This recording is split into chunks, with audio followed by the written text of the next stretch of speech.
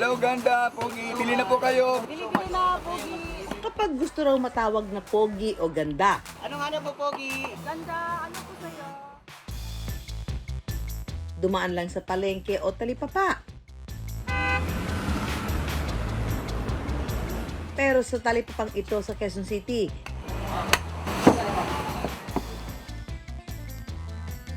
mismong ang tindero raw ang gwapo.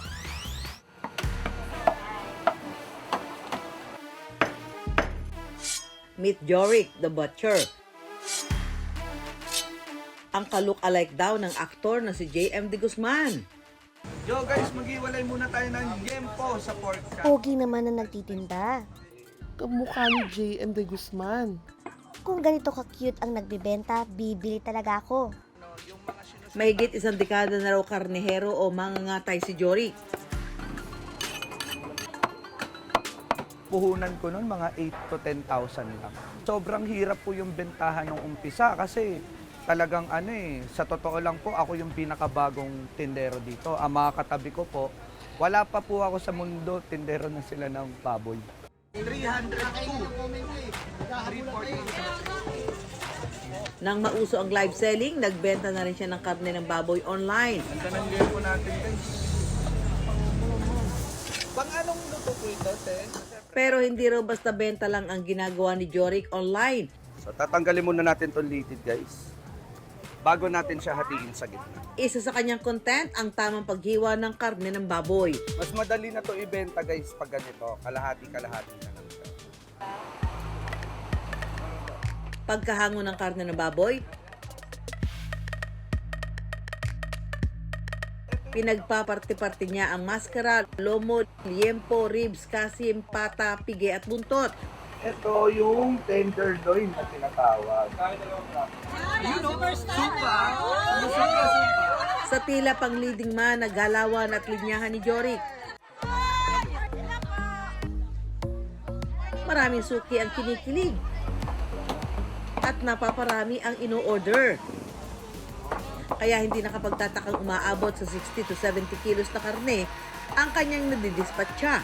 Thank you po sa lahat ng sponsors. Bago nating sponsor guys, so inunahan niya kami sa team. Binigyan niya kami para sa team. Dito na naman tayo, magla-live na naman tayo. So, Para naman hindi masabing tinataga ni Jorik ang kanyang mga fans, Suki, may gimmick siyang freebies. Ang dami na nagsisulputan mga sponsors.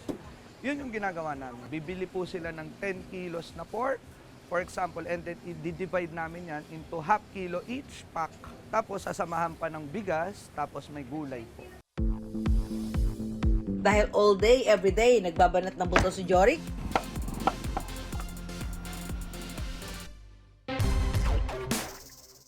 may backup tayong ipapadala ngayong araw. Para kahit paano makabawas sa stress ni Jorik.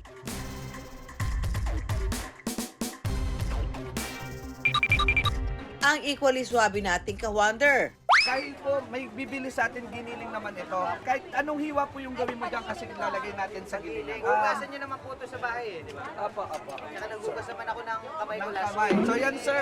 Opo. Bali, Diba? Iwa siya pero para siyang pusit. the next contestant is Next contestant is goes to... Ayun. Tantararan. Ate, harap ka. Ate Say hi. Oh. ni Ate Amy, kalahating kaso. So part po siya ng Na maasim? baboy. Hindi po. Dalawang klase po siya. Kasim po, bandang shoulder po ng Okay. Para sa sinigang ni... Ano pangalan mo, Ate? Amy. Ate Amy, ako dito magkakat. po, ayan. So dito po natin ititimbang, Kalahating sir. kilo. Apo, 500 grams. Ayan. Sige sir, testing natin. Testingin natin kung maano ko. Kung tama po yung Tama. na. O dagdag, o bawas. Ayan. Ayun. Sir, medyo matalim yung kutsilyo natin. Kaya nga, kuya. Wait lang. Ako, sir. Sige po. matalim, sir. Ayan. So, ito, worth 200, okay na ba? Okay. Pang anong luto, sinigang? Kaya mo, sir? Kaya ko to, te. Sige. Ayan. Ayun. Pag dalawa binili mo tapos nagkagustuhan sila, ano tawag doon? Kasimtahan. Kasi Empoy, bilisan mo at marami pang bibili. Okay, next po natin. Ano po ang bibili nyo? Pork Pork chop. chop. Ayun. Apat ba yan? Pork chop? Ilan po? So, kukutsilyoy muna natin kasi laman siya eh. And then, after nyan, may buto siyang konti. Gagamitin na natin itong clever knife natin. Pork chop, apat. Okay. 4 pieces na pork chop, guys. Magkano ang pork chop? Ayan po. 18 pesos. 187. 187 pala, ano ba? 18 pesos. Napakamura pala pag ako nagtinda pala. Opo. Sorry na. 187. Hindi ko nabasa, sorry na. 187. Opo. Kuya Jorik?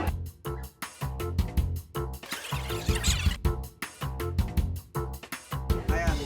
Half kilo ng chicken. Chicken. Tapos rice, sir. Rice. At super tinola, At sir. super tinola. Ayan. Napakasarap. Nakita ko talaga kung gano'ng kahirap yung ginagawa mo lagi sa araw-araw. Opo. Mahirap talaga kasi pwede ka mapaus dyan, mapaus Opo, yung opo. boses mo. Pero ako kanina na-experience ko talaga, marami akong natutunan. Nakakatulong ka na, nakakapagtinda ka, nakakapagpasaya ka ng mga tao. Opo.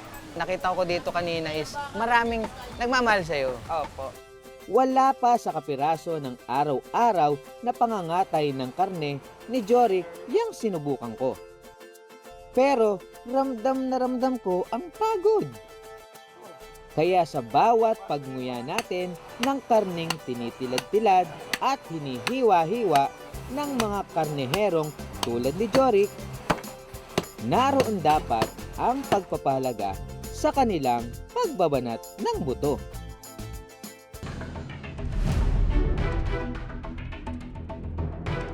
Sa South Cotabato, laging trending sa usapan ang husay ni Hart sa pagkatay ng malalaking isda. Na kahit hindi pang heavy duty ang katawan, matinik daw sa paghihiwa ng naglalakihang tuna.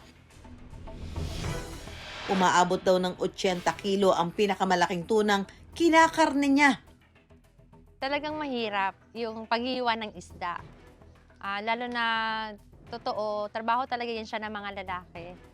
Pero dahil sa negosyo namin, nung nag-start talaga kami is, dalawa lang kami ng asawa ko, yung nagtitinda. So kung wala siya, ako lang talaga. Pagkatapos asikasuhin ng pamilya,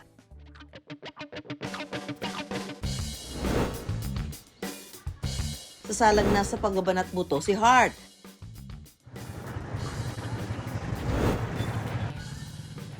May ngapon! Di si Ranran, kabutang ka dere ha? Ang target ni Hart, mula maliliit na isda 98 lang, Gon!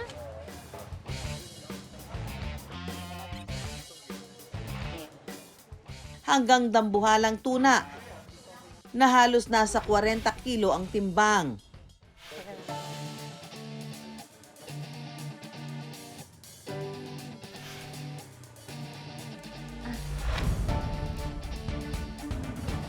Sa pagkatay ng tuna, unang inihihiwalay ni Hart ang ulo. Ito yung pinakamahirap na part, yung ulo, mga labs. Para sa akin, ito yung pinakamahirap hiwain kasi yung dito niya banda sa may panga, kapag masugatan ka, grabe, sobrang sakit. Matalim kasi ito siya, mga labs, oh, kaya dito na part, nag-iingat talaga ako. Kaya grabe, kapdi, gitan ako mapilas. Sunod na tatanggalan ng hasa. Saka hinahati ang katawan hanggang bandang buntot. At yung matigas na parte sa balat na siya ring pinagmumula ng lansa.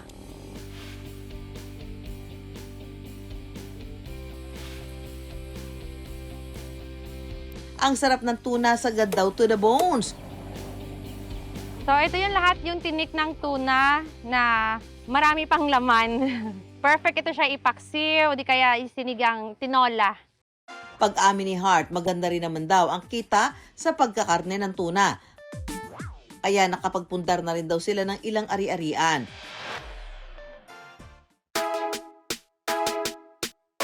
Mula tindahan, may bonus pang gawaing bahay si Hart. Pero sa kusina na ang kanyang destino. Ang itinabi niyang tipak-tipak na tinik ng tuna at sari-saring laman loob. Sa adobong paksiw daw talaga mahuhusgahan ng patas. Magluluto tayo ng adobong paksiw na tuna. Gamit itong ating tinik na tuna na meron pang laman. Marami pang laman. At itong kanyang mga bituka. Kasama dito sa mga bituka ay yung kanyang itlog, yung kanyang atay, at saka yung kanyang heart.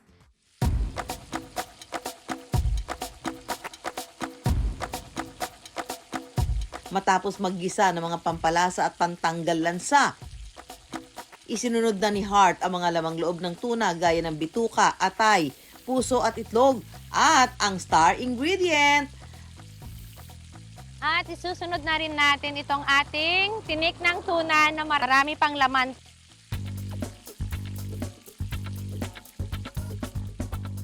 Lagyan ng pampalasa at sabawan. Takpan natin mga labs at hayaan lang natin siyang kumulo.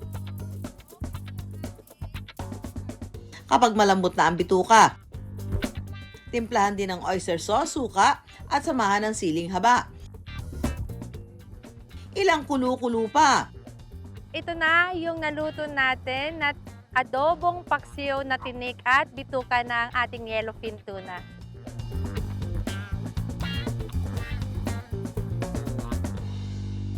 Sarap. Tapos, malasa. Nalasahan mo yung laman at yung tinik at yung laman loob ng tuna. Umaangat yun yung asim at yung sarap pantay lang. Manamis-tamis na medyo maalat-alat. Ang matinik na diskarte ni Hart patunay na mothers know best sa pagluluto man o pagbabanat ng buto. Sa panahon ngayon, bilang isang babae, lahat talaga posible. Basta't para kasi sa pamilya, lahat gagawin mo.